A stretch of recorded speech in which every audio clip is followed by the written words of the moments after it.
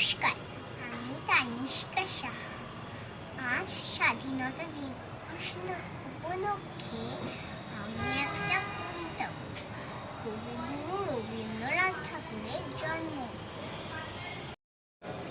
সার্থক জন্ম আমার, জন্মেছি সার্থক জন্মাগো তোমার ভালোবাসা। জানি নে তো ধনুরত আছে কিনা রানীর মতো, শুধু জানি আমার অঙ্গ জুড়ায় তোমার ছায়া এসে।